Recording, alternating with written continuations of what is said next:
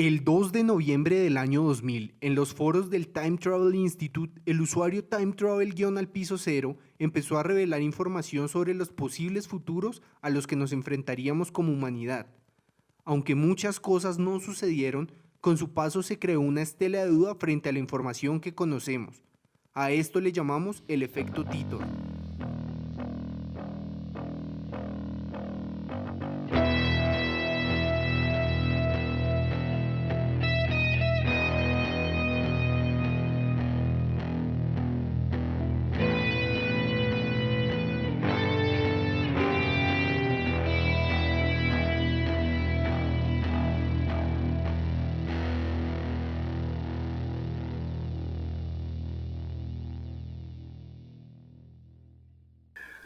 Buenos días, tardes, noches, la hora que nos escuchen o el tiempo en que nos escuchen.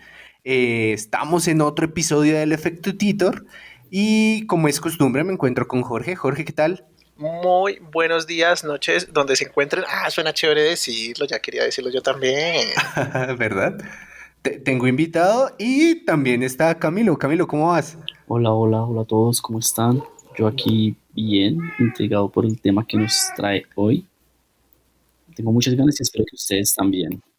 Estás metido como en el sótano.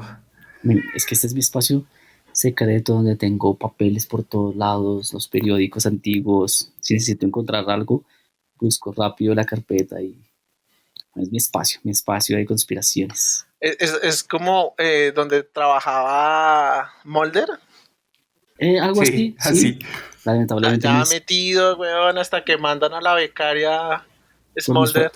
mis familiares creen que yo estoy loco, pero ya verán quién está loco cuando todo esto suceda. Y solo hay una persona preparada en la familia. Adaptó el cuarto de escobas. Yo ya había dicho que esta pandemia iba a llegar y nadie me creía. Y véanme aquí. Tengo Clorox y papel Encerrado. higiénico. Encerrado con Clorox y papel higiénico para protegerme. Sí, tal cual, tal cual, tal cual. Oiga, y así como referencia al capítulo pasado, ¿sí vieron que la localidad que más contagiados tiene es Kennedy? Grande, Kennedy, grande. ¿En Grande, serio? ¿Es lo carajo. que más tiene? Pero cambió, porque antes eran unas localidades hacia el norte, ¿no? Pues ahora Mm, ya llegó, más bien ya como que se alcanzaron, se contagió demasiado. Vaya, vaya. Y bueno, en el capítulo de hoy, yo creo que hoy es uno de los capítulos más conspiranoicos que tenemos por varias razones. Primero, tengo un gato conspiranoico que está opinando y dice que sí. Segundo, porque mucho de lo que les voy a contar en esta historia, de lo que vamos a hablar, está solamente, tiene registros por personas que lo vieron, pocos registros fotográficos, unos más fiables que otros, algunos registros de documentación, pero el resto todo está en un halo de misterio que nadie sabe qué pasó realmente. Entonces, les voy a leer un poco el intro para que vean de qué vamos a hablar. Bueno, hágale. entonces, muchos eran los misterios relacionados con la Alemania nazi. Más o menos 300.000 documentos siguen clasificados con relación a planes, operaciones y sobre todo armas. Y es que esta información sería la respuesta a preguntas como ¿qué había en la base de Reis? ¿Por qué se convirtió en un objetivo para los aliados en 1945? ¿Y por qué llevó a la desaparición del coronel Kramer y 65 científicos de renombre? Hoy discutiremos un tema que roza los límites entre el esoterismo, la ciencia y lo que más le gusta a este podcast, los viajes en el tiempo. Hoy vamos a hablar de Die Glock o la campana nazi. Die Glock, me encanta, me encanta, me encanta. Me encanta porque, ¿sabe? Creo que esto sí ya nos saca un poquito de lo que medio tiene sentido en este mundo.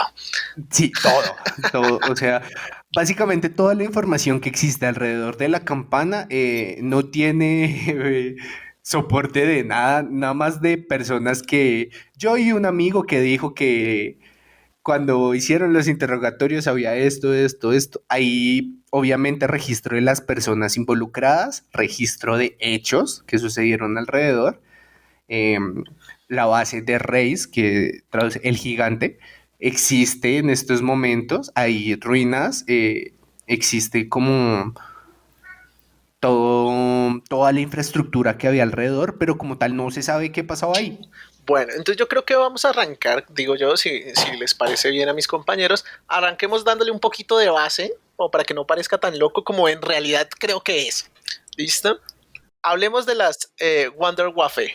No son galletas, suenan galletas, me dio hambre, Sí, quiero galletas, pero no son galletas. Las Wonder Waffle, por su traducción literal del alemán, es armas maravillosas o armas super mega inmortales. Bueno, pues más o menos las en una super hiper traducción muy, mega muy armas cercana. pro. Ajá, armas cojonudas, mejor dicho.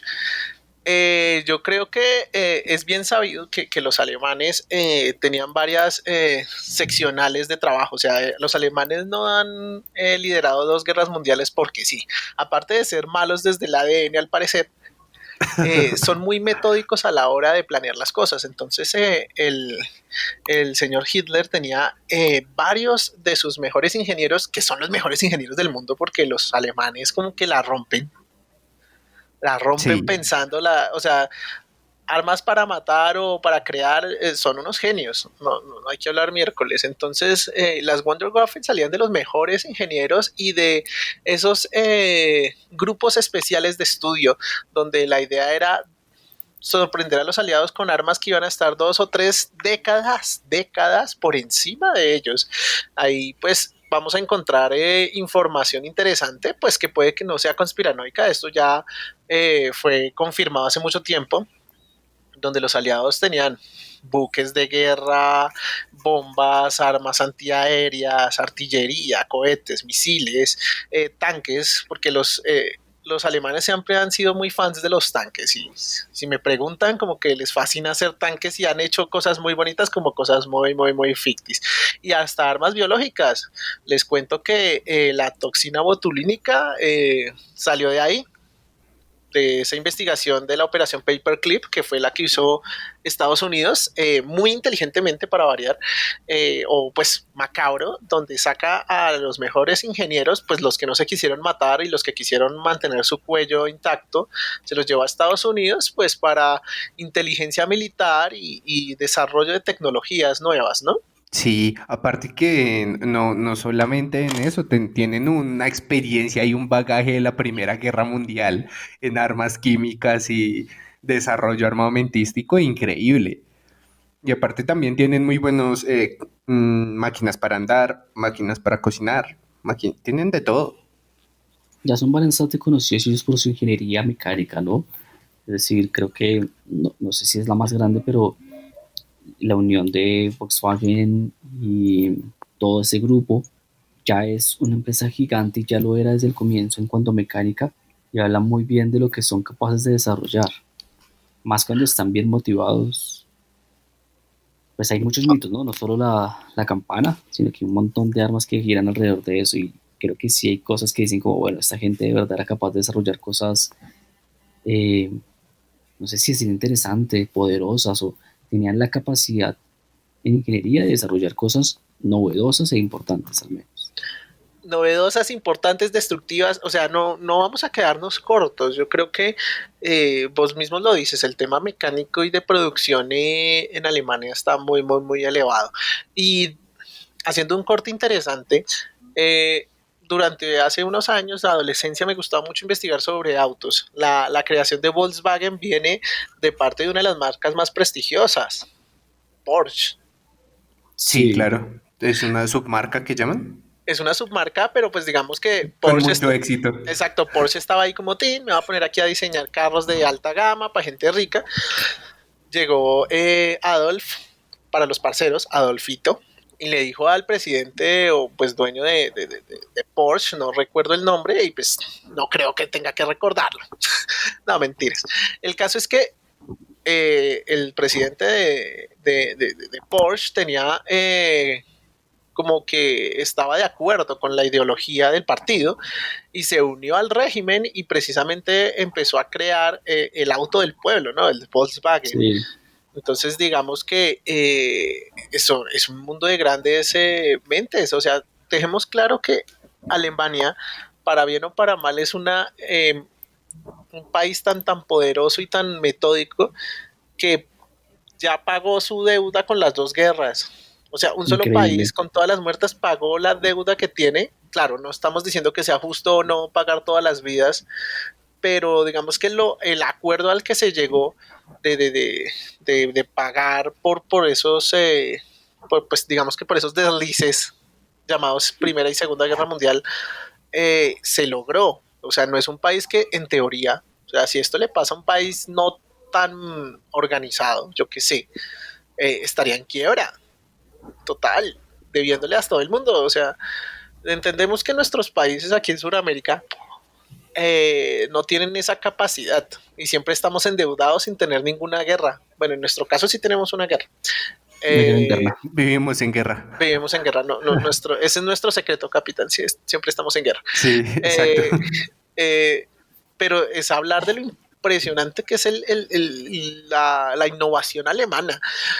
O La sea, capacidad de producción. Yo me acuerdo que una vez en una clase de, creo que era historia del arte, eh, él nos contaba sobre que Alemania había logrado pagar sus deudas, cosa que yo realmente nunca lo he investigado, simplemente lo di por sentado cuando mi profesor me lo dijo, pero bueno, tomando en cuenta que todo lo que él diga es cierto, lograron pagarlo porque además ellos decían, él me decía, esta gente es una gente que realmente se dedica a trabajar y a hacer, a inventar y a crear, y eso es muy poderoso para el poder de un país porque Alemania no es un país grande, no es un país con tantas cosas, pero su dedicación para ejecutar es tan buena que si otro país como Colombia, por ejemplo, que todo el mundo lo ha dicho, como es que si Colombia hiciera, y eso es muy cierto, porque no se trata de, digamos, la materia prima que tengan, que decimos que nosotros tenemos mucha, sino que hagas con ella lo que te hace como un país poderoso. Y yo creo que ese es el ADN que nos lleva a pensar de dónde vienen estas armas maravillosas, o al menos que si existieron y hacen parte de un ADN que se mantiene hasta ahora y es esa capacidad de inventar, crear, hacer todo el tiempo y ejecutar, que hace que un país así pues logre crecer tanto y no es el único país que podemos ver, pero sí había una motivación militar que nos da pistas de que se pudo haber hecho estas armas que no todas son tan soñadoras. No, y muchas estaban ahí, pues Muchas estaban ahí. efectivas todas eran, pero ahí sí empezamos a ver lo prácticas que eran o no, pero efectivas todas fueron. bien, este tema de la cantidad de armas que se desarrollaron y qué tan efectivas son, me llevan a nombrarles algunas. Digamos, el tema de aviones, tenemos que las Wunderwaffen, y no hablo de galletas, hago la aclaración de nuevo, eh, tienen a los aviones de reacción.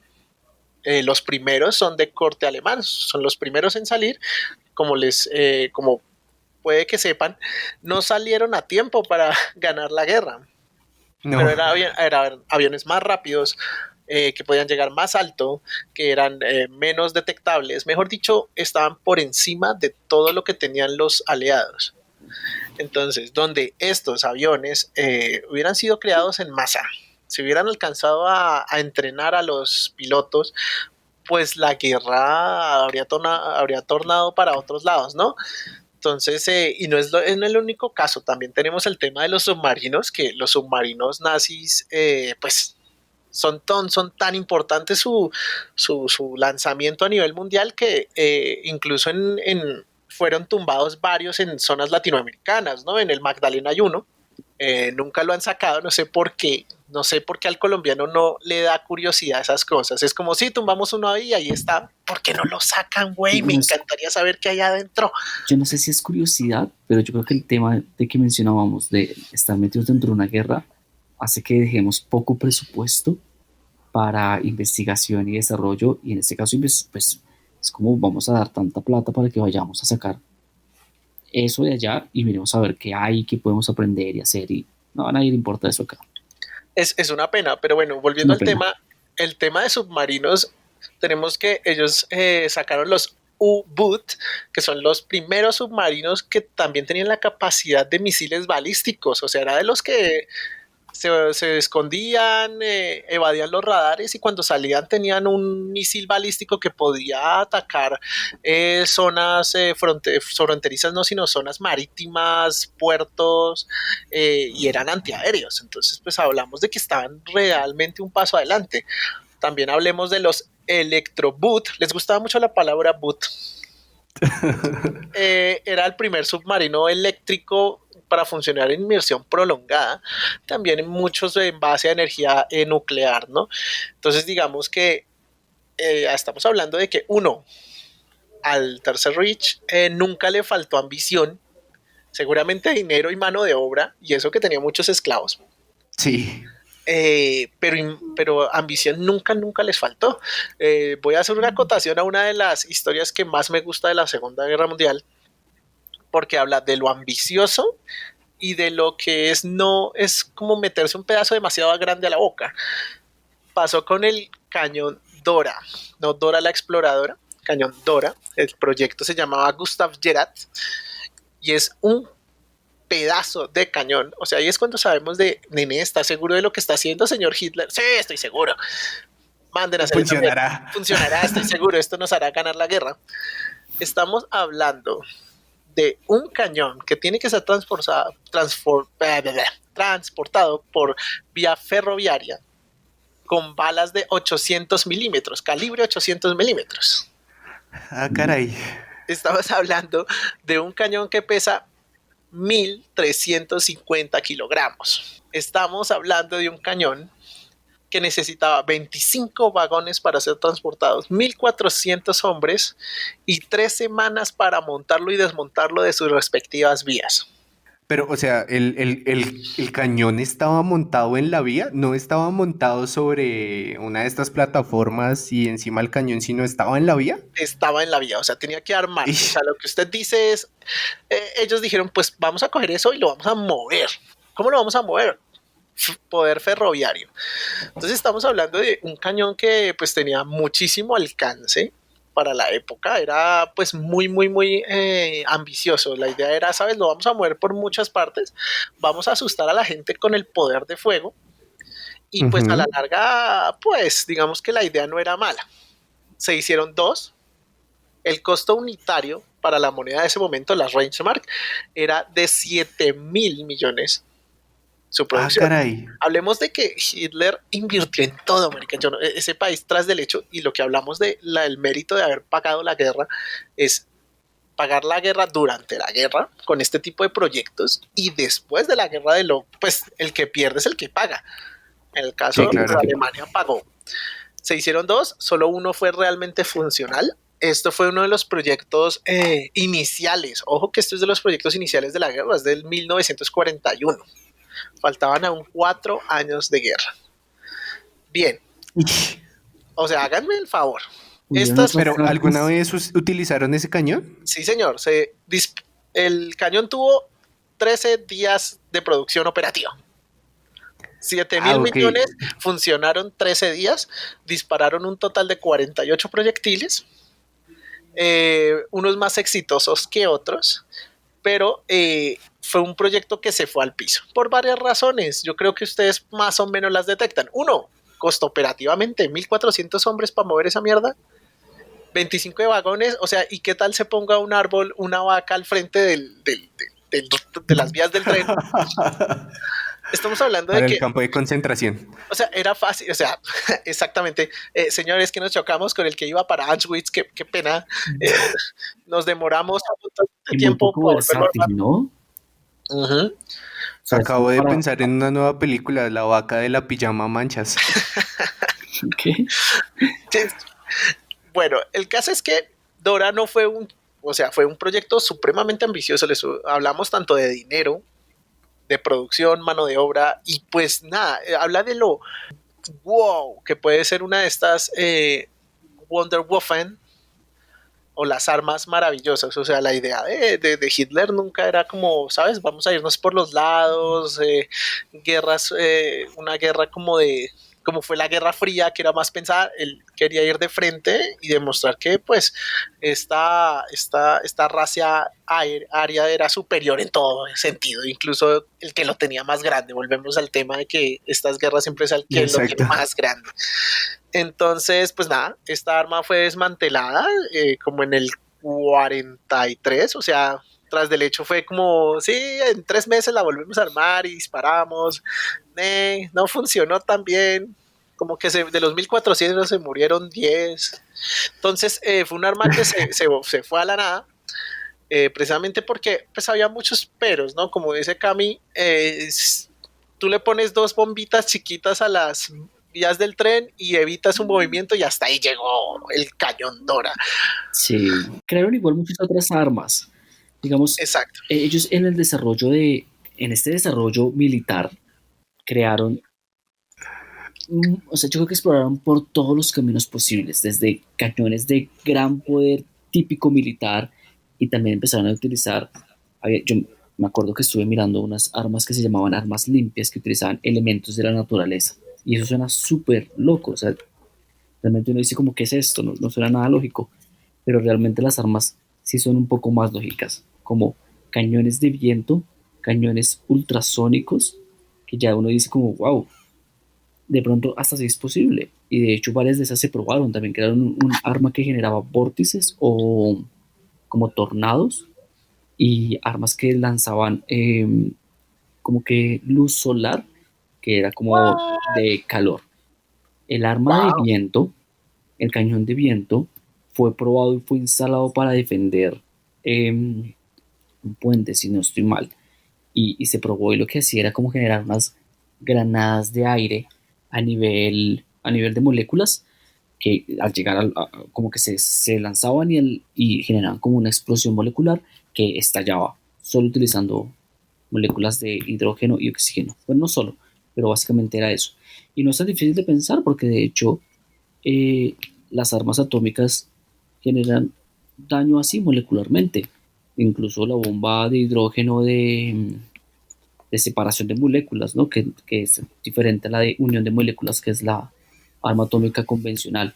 Que de hecho vi que muchos de los que Alemania estuvo desarrollando armas atómicas mucho antes de Estados Unidos, sino que el tiempo pues, no les jugó a favor. Creo que Sí, se tengamos tomaron en mucho cuenta tiempo.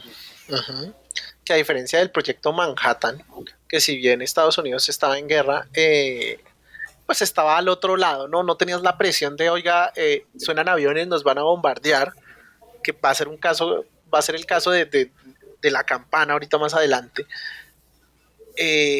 La presión no estaba sobre ellos, ¿no? No estaban como constantemente, sino que el proyecto Manhattan tenía una base que estaba al otro lado del charco. Se Sí. desarrollaba lejos y el proyecto Manhattan empezó a andar muy rápido y, y pues tuvo un aliciente que fue pues el paperclip, ¿no? Que de Sí. ahí es que viene ese desarrollo, y por eso Alemania es tan importante en todo esto. Y por eso sabemos que realmente, o sea, no sabemos, yo creo que la mayor duda que va a quedar de todo esto, que va a durar para siempre para la mayoría de los humanos, es qué tanto realmente desarrolló Alemania, qué tanto aprendió Estados Unidos cuando logró llevarse científicos para que les ayudaran a hacer pues lo que terminaron siendo Estados Unidos, y que Alemania nunca logró. Es Ajá. cuál fue ese gran desarrollo, que tantas cosas investigaron, hicieron, que jamás podremos saber nosotros. Pues nunca tendremos acceso a esa información. Es la mayor duda que nos va a quedar, yo creo.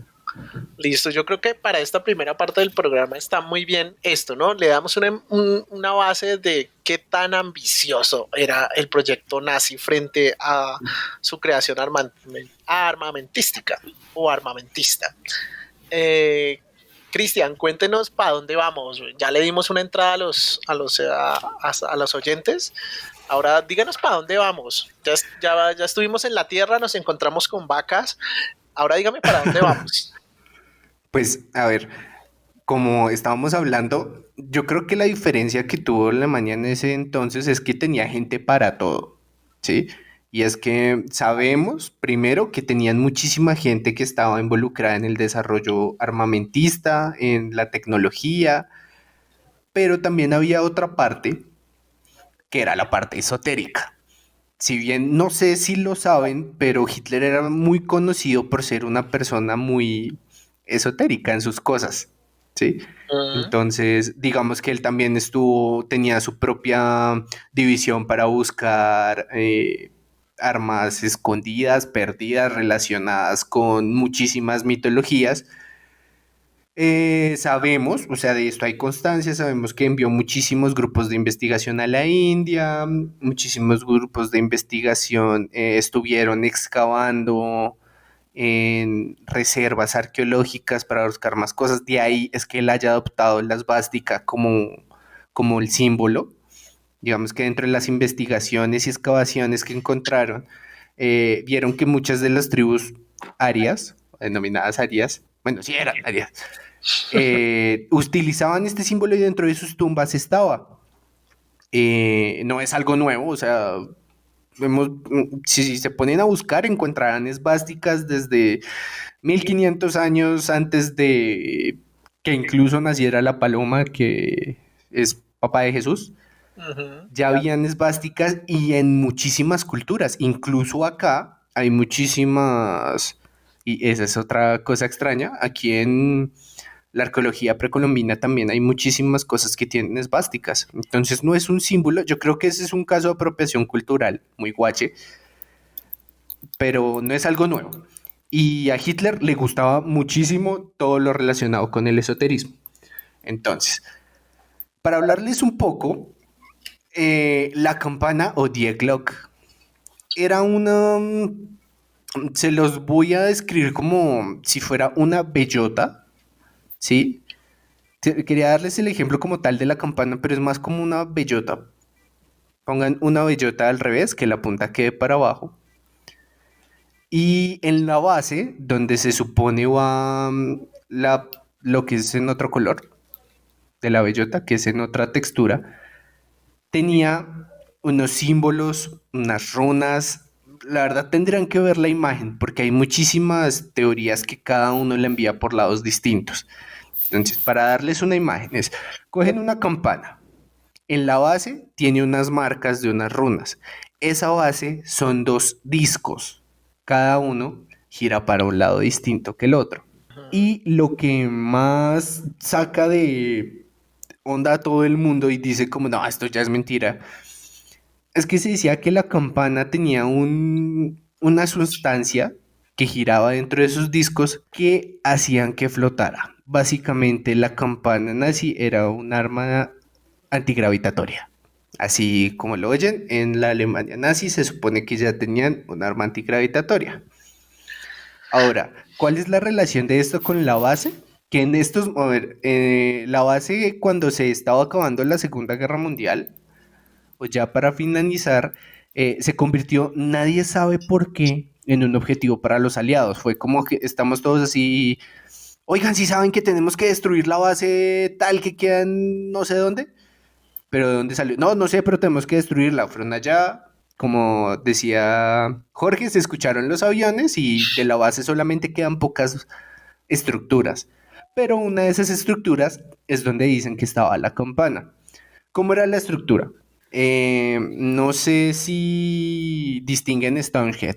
Básicamente era Stonehead completa y dicen que en cada una de las esquinas la campana estaba enganchada con una cadena, porque pues la campana flotaba, era para que no se fuera. Esa estructura está, hay imágenes de esa estructura, hay muchísimas imágenes de donde se supone estaba la base militar, pues ya bastante destruida, porque como les dije, fue un objetivo militar, la bombardearon, y todo lo relacionado a ella desapareció. Pues primero que todo, wow, Sí, wow. wow. Porque es que desde los supersónicos estoy esperando algo que flote, güey. O sea, la idea de ese líquido mágico que hace que estas dos partes de la campana giren sin pérdida, sin fricción. Anula este tema de fricción y genera este campo electromagnético que al parecer hace que se separe que burle la gravedad. Pues hombre, Es algo que estamos muy, como humanidad esperando, ¿no? Desde muchas teorías de creación de energía, como las bobinas de Tesla, Ujú. que siempre buscan ese movimiento que no pierda, que no genere fricción para pues hacer energía renovable, limpia y demás, ¿no? Yo pues claramente lo estoy viendo desde la parte que le va a dar luz al mundo, esta Sentido. parte es la que le va a dar levitación al mundo. Pues bueno, primero, posible, bueno, no sé, volvemos al punto, falta de ambición no había No, y para todo. para todo. Ahora bien, yo quiero hablar de algo muy interesante que tiene la campana. Hablemos de que los planos que supuestamente se filtraron Sí, tienen unas extrañas y raras runas o inscripciones en la parte inferior de la campana. Cuénteme un poquito sí. de eso, doctor García. Pues bueno, Pensé que usted es era el muy doctor extraño García. porque si piensas directamente en el funcionamiento de la campana, dice expresamente que necesita las runas para funcionar. Ahora, ¿por qué las runas? Hay muchas teorías que parten desde ahí y pues bueno, yo les digo runas, para mí son runas. Puede que muchísima gente la vea con otras inscripciones. Hay quienes dicen que es simbología Futark. Hay también quienes dicen que no, esto está más relacionado, que le dieron su primer relación con los jeroglíficos Ujú. y incluso muchísima gente lo ha relacionado con simbología encontrada en las pirámides. Entonces hay como, no hay un consenso en qué son realmente, ¿sí? Ujú. Entonces, ¿qué era lo raro? Primero, la forma. Decían, ¿por qué una forma de una campana? Y le decimos campana porque es como lo más parecido a lo que se ve. Hay también quienes lo ven como una bellota, dependiendo de las esquinas sean más curveadas o no. Y ya después hablaremos de cierta imagen que ronda por ahí, donde sí realmente parece más una bellota. Pero digamos que ahí viene, poniéndolo por partes, lo primero es que, como ya les comenté, Hitler mandó muchas expediciones a la India, ¿sí?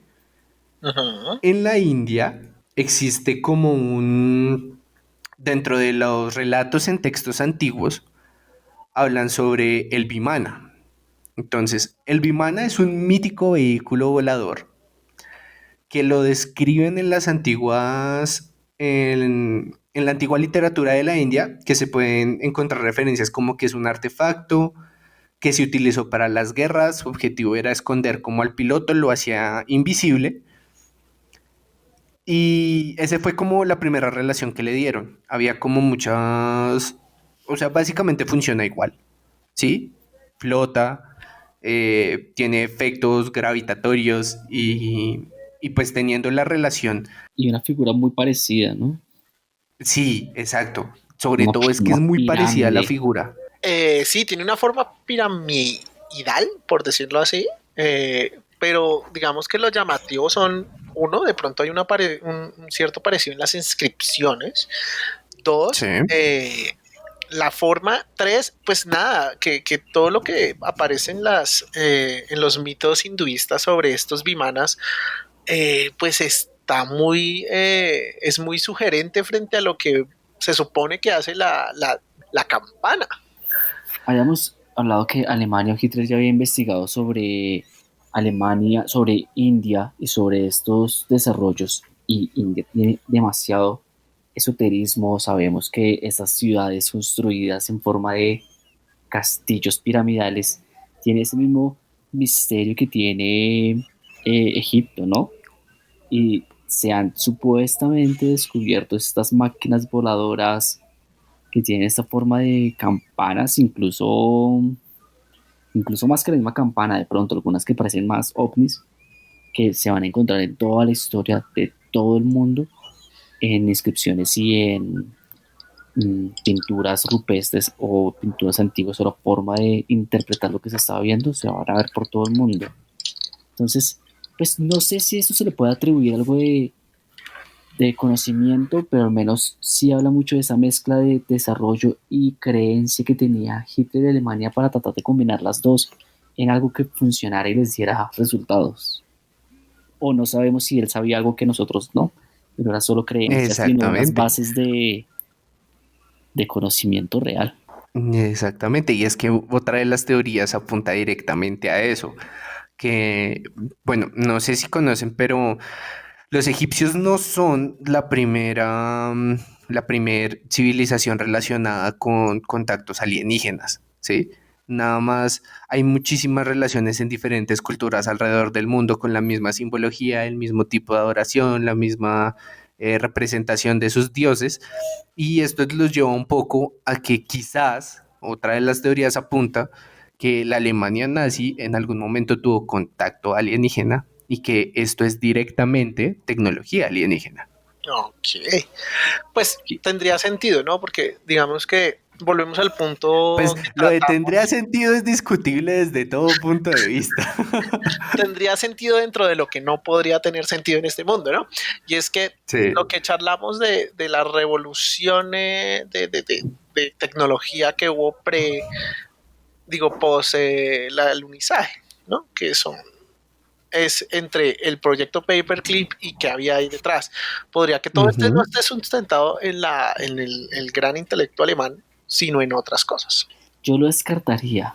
Yo creo que, no, o sea, no sé, no creo que haya una ayuda directa. Creo que Alemania sí se basó en muchas cosas que atribuimos a ovnis o a conocimiento alienígena, más bien, más que a ovnis.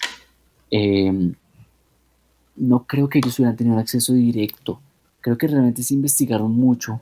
Creo que hay muchos países que tienen mucho por contar, entre ellos India, y que se basaron en esto para parte de su desarrollo por un hambre de verdad de, no sé si es de conquista o de qué, pero realmente eso los impulsó. Ahora bien, sí creo que esto eh, dio pie a mucho más desarrollo que alguno hemos conocido militar actual y otros que, bueno, quién sabe hasta dónde llegaron. Pero sí, sí sabemos que lo que hizo Alemania investigando esto y muchas otras armas repercutió en armamento actual más avanzado.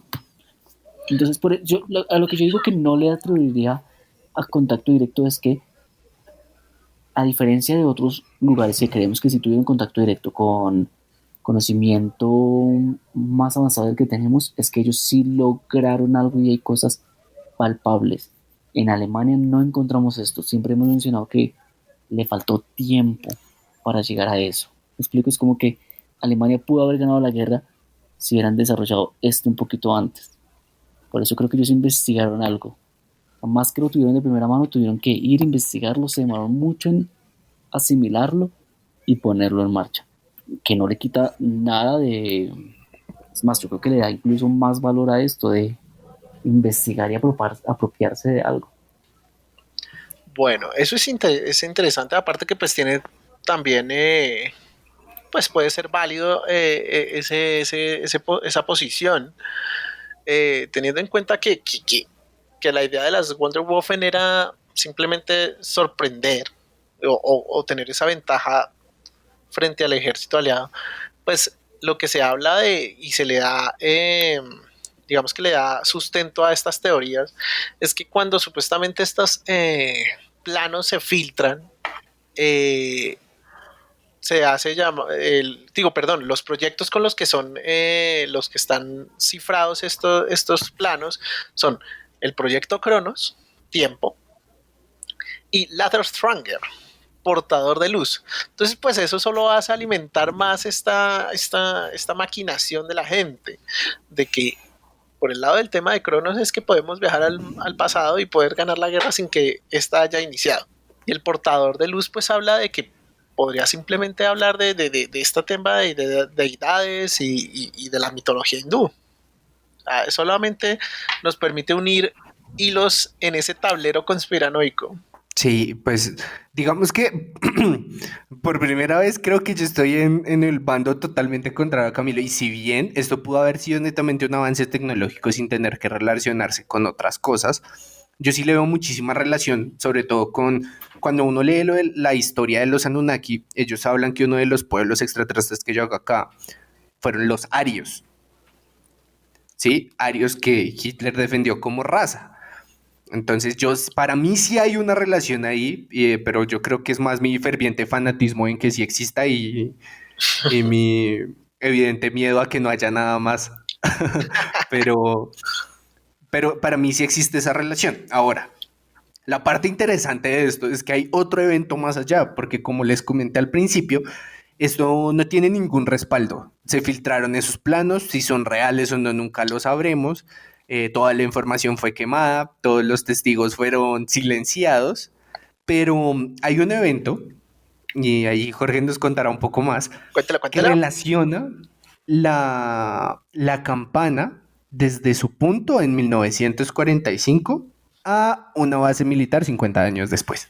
Pues efectivamente, tenemos que hablar de un detalle y es que, uno, la persona que lideraba este proyecto o los proyectos, digamos que más avanzados, Hans Kampler, que era pues el ingeniero en jefe alemán que estaba al frente del tema de construir misiles, proyectos aeronáuticos y proyectos aeronáuticos al final de la guerra, Ujú. desapareció, ¿no? Como muchos de esos ingenieros alemanes, pues hay varias teorías sobre él, pero nunca digamos que hay una oficial. La primera teoría habla de que fue asesinado por su propio personal, algo que fue relativamente común con muchos de los grandes ingenieros y grandes mandos del Tercer Reich, porque Pasaba pues mucho. exacto, precisamente era como, no, usted no va a decir lo que pasó aquí, ni va a echar chisme, ni va a hacer arreglos, entonces, pum, bala y pa'l río.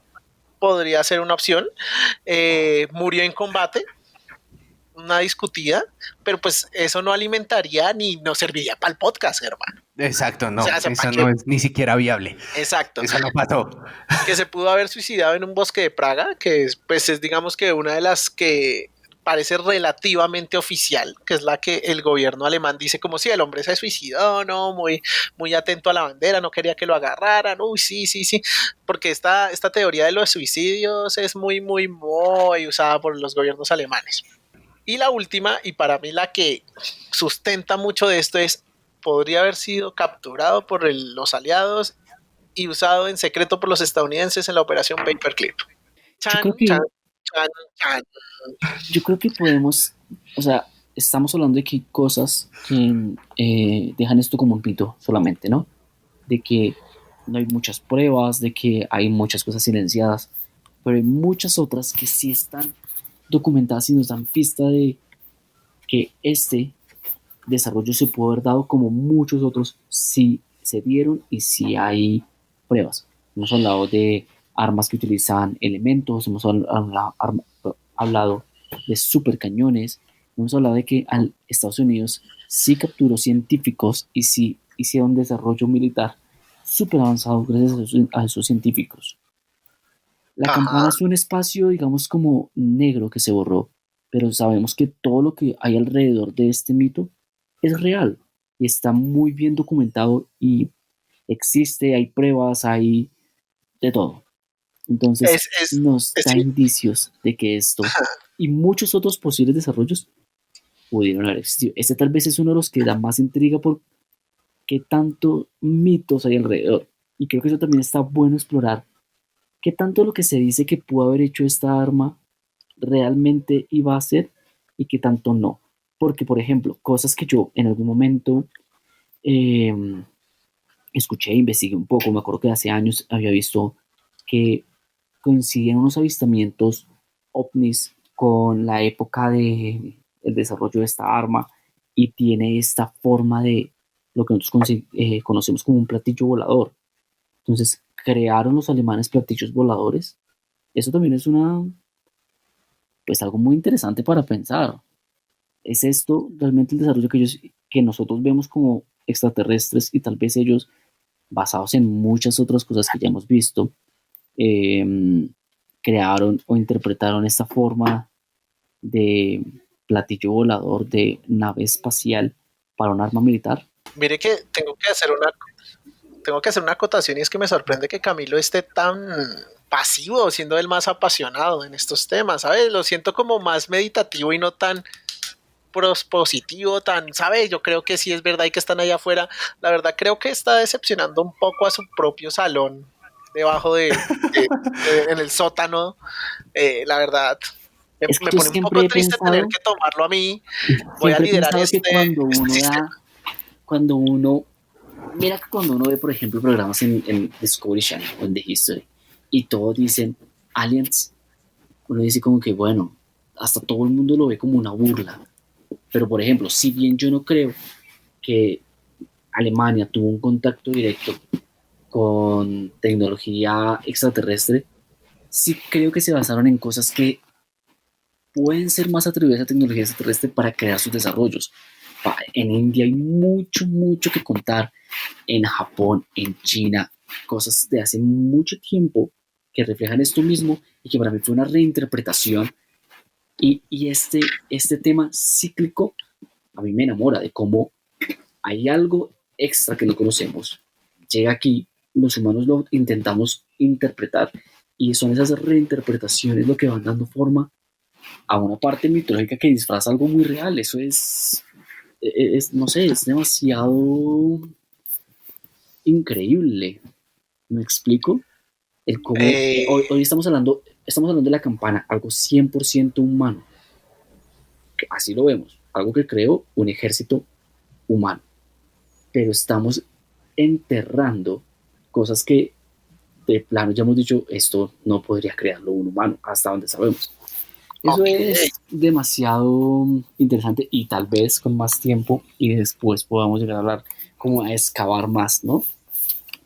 Bueno, siento que esto fue bastante filosófico. Yo creo que casi me meto Qué en bonito. la logia, ¿no? Fue muy bonito y creo que tiene cierto sentido. Siguiendo el tema que nos apaña hoy, lo que dice Cristian es cierto. Nos vamos a viajar en el tiempo, lamentablemente no con la campana, pero quizás alguien sí. Ojo al detalle. En Kecksburg, el 9 de diciembre de 1965, 20 años después de la citada destrucción de las bases secretas nazis y de la pérdida total del material de 75 más toneladas de esos cuarteles, aparece en Estados Unidos un incidente bastante llamativo que no hace sino incendiar más toda la vena de ovnis que había por ese momento en Estados Unidos. Hablamos del incidente de Kecksburg. Una gran bola de fuego fue vista por miles de personas, incluso en 6 estados de Estados Unidos fue vista caer en una provincia cerca a Ontario. ¿Qué pasó? Ojo ahí, desde 6 estados hay testigos viendo caer a esta bola de fuego, ¿vale? Pero hay varios testigos oculares en la villa de Kecksburg, que está ubicada más o menos a 50 kilómetros de Pittsburgh, que algo se estrelló en esos bosques cercanos. Y de aquí para allá vamos a hablar de qué pasó ahí. Vamos a navegar por mares misteriosos y donde los hombres de negro aparecerán. Así que ténganse de ahí que nos vamos a encontrar con Will Smith. No, seguramente ya aparecieron y por eso Camilo está tan callado. Camilo los tiene ahí. Si me pueden ver asentiendo. Miércoles. Entonces. Si están ahí, cante algo.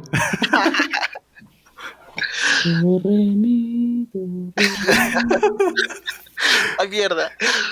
Bueno, algunas fuentes informan que para el día 10 de diciembre, un día después de los sucesos pasados esa noche, el periódico Chicago Tribune y Baltimore Sun hablan de esto, ¿no? Son periódicos de pueblos que hablan de, Sí. uy, algo pasó en las noches, pero esa noche anterior, un valiente personaje que seguramente estaría con nosotros aquí hablando, John Murphy, y ojo con los John porque son personajes recurrentes en nuestro podcast que siempre terminan mal, no le pongan John a su hijo, por favor, que era director de una radio, de la radio WHJK, JB, le pasan una llamada a John hablándole precisamente de esto. Oiga, los vecinos de Kecksburg vieron algo que cayó en un bosque cercano.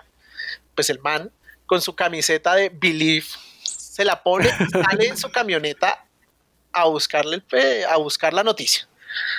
Así como llegaron varias personas, y no es la primera ocasión, como pasó en Roswell años antes, muchas personas llegaron a la zona y vieron un extraño objeto en forma de ¿qué dirán ustedes? De bellota, en esta ocasión de color dorado, sin ninguna marcas, aparte de unas marcas extrañas en la base, que muchos testigos asocian con jeroglíficos egipcios. Fue encontrada ahí, en la mitad del bosque, con una luz morada que tendía entre apagarse y encenderse. John Murphy documentó a varias personas, de las cuales pues ahorita terminaré diciéndoles unos pequeños fragmentos, pero hizo un monitoreo, varias personas tomaron fotografías, de las cuales, como ya tenemos en este podcast, pues nunca aparecieron, siempre algo pasó. Pero vamos a contarle. William Weber, un hechicero lo hizo. William Weber, de 19 años, declaró: la luz del atardecer se desvanecía, pero podíamos ver algo allá abajo. Yo era muy curioso y me adentré para ver si algo había aterrizado allí. Era como si lo hubieras plantado o algo así, y había una luz como de un soplete, no sé si por delante o por atrás o por un lado. El hombre estaba bastante perdido, ¿sabes? Se hacía muy brillante, sí, y luego muy débil, iba y venía. Entonces, un joven de 19 años nos contaba eso. Robert Blaiston, 16 años, era una gran bola de fuego redonda con llamas a todo su alrededor, dejando un rastro de vapor de diferentes colores. Comenzó a frenar como si lo controlase algo, a 90 metros de altura, y después se precipitó al suelo. Cayó en la colina. Yo no pude verlo más, pero empiezo a ver humo, un polvo subiendo por los árboles, y supuse que algo se había estrellado. Estos son dos de los... Robert R. Young, astrónomo y aficionado, profesor de un planetario en Pensilvania, ha investigado y cree en bastantes testimonios y fotografías de dudosa calidad que la explicación de del gobierno, que entró precisamente días después a decir que había sido partes de un satélite que había caído, refuerza las teorías conspiranoicas. ¿En base a qué? Esa misma noche, mientras John hacía las entrevistas a Robert y a William, que después terminaron publicadas, fue abordado esa misma noche frente a varias personas también por el ejército de los Estados Unidos. Solo 20 minutos después de la caída del asteroide. Ojo ahí, 20 minutos después. No hay ninguna ambulancia que llegue a ningún lugar tan rápido. No la hay. No la hay. O bueno, ¿será que somos muy tercermundistas y estamos muy acostumbrados a que nos muramos en de pronto también? El caso es que 20 minutos después de la caída, mientras muchas personas estaban relativamente cerca del objeto que se estaba incendiando en la colina, fueron abordados por militantes de los Estados Unidos con la teoría, o bueno, con la razón que yo ya les dije, no, esto es un satélite, se cayó, lo estamos recogiendo, así que esto es secreto. Pásenme las cámaras. Adiós cámaras. John Murphy entregó su cámara, cosa que también volvió a perder. O sea, las cámaras en este podcast también se pierden. No les regalen cámaras a sus hijos. Y si eres John, no seas fotógrafo. Y si eres si eres alguien, pues no te llames John. Eso es muy importante. Y si eres alguien, no te llames John. Bien ahí. Sí, o sea, tienes un hijo, no lo llames John, por favor. Elige por no ser nadie. Exacto. Pero John, sin embargo, mantenía sus notas de las entrevistas y dijo: hey, voy a hacer un comunicado, quiero hacer una nota que salga en la radio y voy a hacerla. Se fue esa misma noche del 9 de diciembre del 65 y empezó a trabajar. Pero aquí pasa algo muy llamativo. Más o menos una hora de trabajo sentado redactando, golpean a su puerta. Una pareja vestida de negro, uno morenito, otro más cuchito, y el negrito decía: esta porquería se va a romper. Sí, tal cual. Dos personas altas de sombrero, relacionadas con ya el mito urbano de los hombres de negro, llegaron al apartamento del hombre. Esto fue verificado, o hay testimonios de parte de los vecinos, que un auto Cadillac viejo, volvemos al carajo, ahí están todos los estereotipos, Sí. se parqueó al frente de la casa de John, y John afirma haber sido, ¿cómo sería? Que recibió la recomendación amable de no publicar nada relacionado con el tema de el ovni de Kecksburg. Así bien, durante más o menos unas semanas, John se mantuvo al margen de del boom mediático que había frente a la caída de la bellota dorada. Sin embargo, poco después se publicó una editorial en uno de estos periódicos de Pensilvania, donde John hacía un reportaje bastante sesgado del que hablaba de un satélite que había caído a la Tierra, que era la versión oficial. O sea, acabamos de darnos cuenta de que no solamente fue motivado a no comunicarse durante un tiempo, sino que le editaron totalmente su comunicado. O a contar Ve, lo que ¿dónde ellos habré querían. escuchado yo esa historia antes? Veamos un poco la fotografía completa de todo esto. Entonces, en el 40 y pico, 45, Estados Unidos ya había raptado científicos alemanes, ¿verdad? En toda la Sí. operación Paperclip y el desarrollo de misiles transatlánticos. En los 50, ya retomando un poco el primer podcast sobre la carrera espacial, ya habían sondas espaciales no tripuladas oficiales. Aquí estamos en el 64, recuerdo bien. 65. En el 65. Ya van 10 años de estos científicos alemanes, unos años más de toda esta carrera militar, no digo, 20 años después de estos militares alemanes o científicos, 10 años después de las sondas militares, sondas tripuladas. Ahora, ¿qué estamos viendo? Esto es desarrollo estadounidense, es desarrollo estadounidense que tiene todo esto recogido por científicos alemanes, es carrera espacial. Yo descartaría es carrera espacial porque si no hubieran hablado, pues tendríamos algo más público, más de qué fue lo que logramos y no de lo que no logramos. ¿Me explico? No hubiera sido solo un satélite, hubiera sido tal vez algo más que hayan alcanzado, que ya sabemos por el primer podcast que no alcanzaron tantas cosas en esta época. ¿Qué es lo que estamos viendo? ¿Qué creen ustedes? ¿Es esto desarrollo militar estadounidense basado en conocimiento alemán? ¿O es realmente algo extraterrestre? Empiezan las teorías. ¿Quién empieza? Bueno, mi teoría es, pues tiene mucho que ver, ¿no? Las inscripciones a mí me ponen a pensar y digo yo, sea extraterrestre o no, ojo al dato ahí, seguramente a nuestro caballero Hans Kammler no se metió un tiro en un bosque de Praga, sino el man fue detenido por las fuerzas aliadas, Estados Unidos principalmente, le dijeron, papi, tenemos un proyecto que se llama el clip del papel, bienvenido, se llevaron esa campana o lo que quedase de ella, sean planos o lo que sea, con Hams y demás proyectos y se los llevaron a replicarlo en Estados Unidos. Esa es la teoría, para mí las cosas apuntan a eso, o sea, es que es muy raro una y otra, 20 años, cosas que vuelan, brillos morados, como muy loquito todo, pero que todo encaja. Entonces podemos pensar que ellos intentaron desarrollarla y al menos hasta ese punto no lo habían logrado. Había sido esto un fracaso hasta ese momento. Pues si se fue de jeta el man manejándolo, sí, fue un fracaso. ¿Y qué creemos? ¿Que crearon uno nuevo?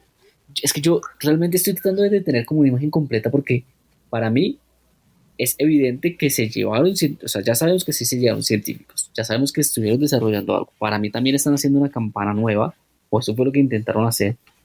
Y me abre la duda es, ¿qué pasó con la original? ¿Se destruyó? ¿O realmente lograron usarla? ¿O se la llevaron para otro lado? Porque las tres teorías también están y es muy interesante. ¿Funcionó alguna vez? Pues una de las teorías habla de que el señor Hans Kammler salió al final de la guerra de Alemania a Barcelona y de Barcelona por mar en un gran barco con bastante de esa tecnología a un país suramericano, sea Argentina, sea Chile, pues que digamos que sabemos que muchos de los científicos y muchos de los militares de alto rango que se escaparon salieron ahí. Incluso el mismo Hitler se supone, en una de esas teorías, habla que pasó por Sudamérica, incluso que primero desembarcó en Colombia, ¿no? Vaya datos perturbadores, me encanta, hay que hacer ese programa de cómo pasa incluso por cerca a Bogotá y se queda un par de noches, entonces valdría mucho la pena revisarlo, ¿no? Camilo tiene teoría. Respecto a lo que pasó en Estados Unidos, para mí también es un desarrollo propio de intentar replicar la campana. Yo sí me voy a volar. Esta vez yo sí estoy recontra hipervolado. Póngalo, perro. Mi Fúmese lo que... teoría es, Ajá. en uno de los viajes a la India, los nazis encontraron el modelo de la campana. La campana es una nave. La campana estaba en la India, ¿sí? Se la llevaron y lo que hicieron fue replicarla con un modelo propio. Porque, pues, les cuento, dentro de las muchas historias y imágenes que hay de la campana nazi, siempre la muestran con una esvástica en la parte de enfrente, Sí. ¿sí? Entonces, intentaron replicarla, puede que lo hayan hecho, puede que no. El punto es que en teoría esa la destruyeron. Cuando vieron que los aliados estaban llegando, el mismo Kammler, eh, Gambler, sí. sí, Kammler mató a los 65 científicos y bombardeó todo, porque todo ese complejo estaba lleno de túneles subterráneos y, o sea, destruyeron todo. Todo para abajo, todo se destruyó. Ahora, si bien los Estados Unidos llevó mucha gente, mi teoría principal es, parte de la información que tuvieron es, sí, vea que nosotros descubrimos esto, descubrimos que hay vida en otros planetas, y lo que se estrelló 20 años después fue otra nave. O sea, nada que ver con la campana. No, sí, pues obviamente la campana fue un intento por replicarla, pero lo que se estrelló después fue otra cosa, porque, bueno, sabemos que los Estados Unidos reaccionan muy rápido a otras cosas, pero, en serio, 5 minutos para llegar y aparte que es que no llegaron dos policías, llegó el ejército y llegó con camiones, ellos sabían que iban a recoger, porque dentro de las cosas que espero poder mostrarles en el grupo, hay varias imágenes donde aparecen los camiones del ejército cargando lo que sería la campana. Pacha, pacha. Para mí Entonces, también, ellos sí sabían que tenían que recoger. para mí también, em, Alemania se basa en las bimanas para crear su campana. Eso para mí es, no sé, para mí muy evidente que está lo toman como base para su desarrollo. Luego Estados Unidos captura y trata de apropiarse de esas máquinas y de crear sus propias versiones, pero creo que ellos no conocen la historia completa. O sea, creo que un científico, yo creo que nunca hay una persona que sepa la versión completa de ningún desarrollo. ¿Me explico? O sea, van a haber altos mandos y los científicos que están desarrollando ahí están siguiendo órdenes de lo que hay arriba. Por eso no logran desarrollar tal cual la campana con todo, sino que ellos están ejecutando lo que estaban Les dicen que hagan. exactamente. Y así llegan eh, a este prototipo fallido, digamos. Y creo que para hablar más adelante, hay mucho que recopilan de estas armas que utilizan como elementos naturales en lo que se dice que tiene Estados Unidos en ciudades completas, ¿no? Que son ciudades completas, armas militares que utilizan el medio ambiente para generar catástrofes. Bueno, eso es otro tema que todo esto me hace pensar, bueno, tal vez desde ahí nace todas estas ideas. Exactamente. Ahora, Puede que haya sido el inicio de muchas cosas. Puede que ya Ahora estén bien, muchas cosas. otra información que tenía respecto a eso, la otra, estaba leyendo como un testimonio de una persona que dice que después de eso, el tipo manejaba camiones de transporte de carga, camionero. Y dice que tuvo que llevar a la base militar que está más cerca de Kingsburg. Dijo, el cargamento eran como, no sé, 500 losas de cerámica. Entonces él llegó y dijo, bueno, vengo a entregar esto. Y el del ejército le dijo, sí, claro, déjelas acá. Y él dijo acá, era como si, no sé, estuviéramos en un bosque y me dijeran, no, sí, bótelas ahí. Pero son las, no, no, sí, no importa, déjenlas ahí. Y él dejó ahí sus 500, bueno, dejó toda la carga de cerámica ahí.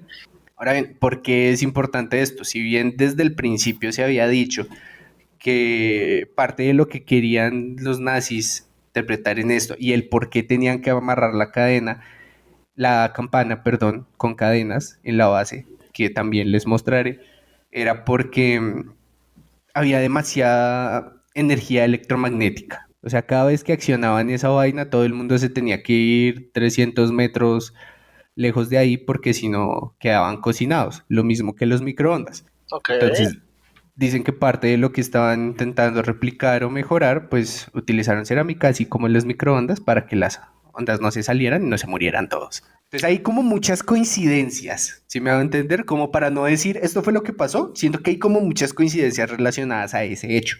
¿Cuál valdría la pena después investigar un poco sobre todos los desarrollos militares que han tenido muchos países basados en cosas que de pronto todos podemos descartar? Pero existen investigaciones sobre personas con poderes para leer mentes, para desdoblarse. Todos los países han investigado este tipo de cosas y han invertido mucho dinero, bases para hacer cosas como viajar en el tiempo, que nosotros podríamos de pronto muchos decir, oh, qué estúpidos, obviamente eso no existe, esto es totalmente real, nadie lo tomaría en serio. Pero incluso la gente con mayor poder en el mundo invierte mucho dinero, mucho tiempo en investigarlo y en, bueno, no sabemos en lograr exactamente qué hay que encontrar. Bueno, como les digo, para cerrar ya este tema bastante interesante, les contaré el final de John Murphy. Como les dije bien, después de unas semanas, el man emitió su documental, su editorial, donde él desde el principio en la entrada decía, bueno, mucho de esto tuvo que ser editado porque muchas personas que hicieron sus declaraciones pidieron ser eliminados para no meterse en problemas con la policía o el ejército. Esa nueva versión no contenía nada revelador, teniendo en cuenta que el documental o el editorial se llama Object in the Wood o el objeto en el bosque, pues no contenía nada revelador, incluso no se hablaba nada de ningún objeto y se hablaba de que ya después de esa visita de esos llamados hombres de negro, al buen John se le vio pues ya desanimado, no quiso hablar nunca más del tema, o sea, muchas personas intentaron hablar de él con él sobre ese tema, incluso otros periodistas, y no quiso hacer ninguna declaración y mucho menos investigación sobre el tema. Entonces, en febrero del 69, un poquito más de 3 años después, mientras estaba cruzando una carretera, Murphy fue atropellado mortalmente por un automóvil fantasma. Ah, caray. El hombre estaba de vacaciones. Claramente, al ser fantasma, digo que el conductor y el auto se fueron también de vacaciones, nunca aparecieron. Se teoriza que pues esto fue precisamente para evitar cualquier tipo de conexión con ese testigo ocular que fue él y pues la información que obtenía. Y tristemente este fue otro final malo para la lista de finales malos de los amigos John. No sé, dentro de todo, extrañamente predecible. Ajá. Este es el final de John Murphy y de lo que podríamos tener como información relativamente sólida de la campana o bueno, la bellota de Kecksburg, ese incidente ovni y pues lo que pasó antes, todo lo que fue Die Glock, la campana nazi y eso es Wonder Waffle. Este viene siendo John, viene siendo el cierre de esto, no de las maquinaciones porque por eso estamos acá, pero sí de la versión conocida.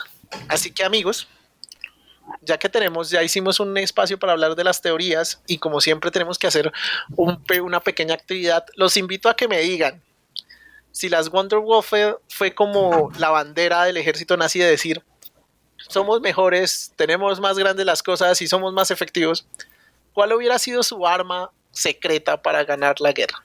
Wow. Cristian. Eh, Creo que me cogieron con los pantalones abajo. A John también. ¿Cuál? A ver, mi arma secreta para... Depende de qué lado estoy. Va nazi, papá. Ah, o sea, soy Nazi, nazi. ocultista, ojalá, pero nazi por ahora. ¿Cuál hubiera sido mi arma? Yo tengo mi arma, así que mientras A le ver, echaba una cuéntelo usted pensada, primero. Cuéntela yo, para que yo le piense decía, mientras tanto, Camilo.